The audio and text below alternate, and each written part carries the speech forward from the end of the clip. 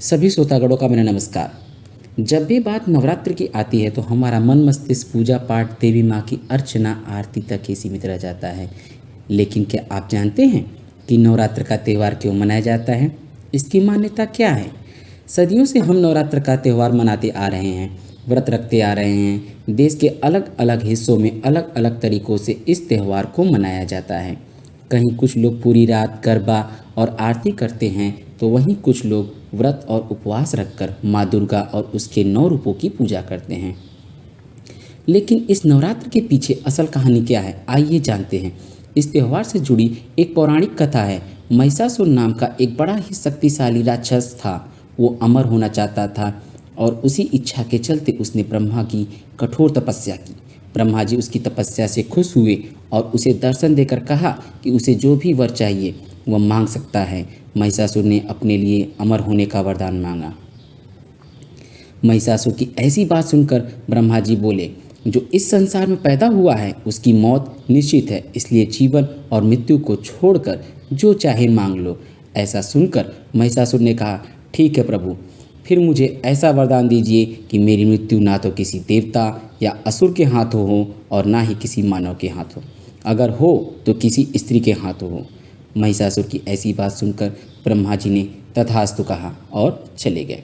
इसके बाद तो महिषासुर राक्षसों का राजा बन गया। उसने देवताओं पर आक्रमण कर दिया। सभी देवता घबरा गए।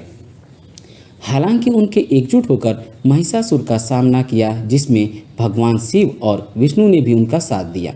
लेकिन महिषासुर के हाथों सभी को पराजय का सामना करना पड़ा और देवलोक पर महिषासुर का राज हो गया।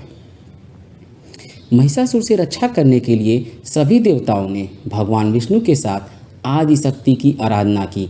उन सभी के शरीर से एक दिव्य रोशनी निकली, जिसने एक बेहद खूबसूरत अप्सरा के रूप में देवी दुर्गा का रूप धारण कर लिया। देवी दुर्गा को देख महिषासुर उन पर मोहित हो गया और उनसे विवाह करने का प्रस्ताव सामने रखा। बार बार वह यही कोशिश करता रहा। देवी दुर्गा मान गई, लेकिन एक शर्त पर। उन्होंने कहा कि महिषासुर को उनसे लड़ाई में जीतना होगा। महिषासुर इसके लिए तैयार हो गया और फिर लड़ाई शुरू हो गई, जो 9 दिनों तक चली। 10वें दिन देवी दुर्गा ने महिषासुर का अंत कर दिया और तभी से यह नवरात्रि का पर्व मनाया जाता है। ऐसी ही नवरात्रि से संबंधित रोजगार जानकारियाँ हम आपको उपलब्ध कराते रहेंगे। आने वाले नवरात्र के 9 दिनों तक हर एक दिन की विशेषताओं पर पॉडकास्ट जारी की जाएगी और इस अवसर पर विद्यालय की प्रार्थना सभा में नवरात्र से संबंधित पॉडकास्ट पर आधारित प्रश्नोत्तरी का भी आयोजन किया जाएगा। तो आप सभी से अनुरोध है कि इसे ध्यान से सुनें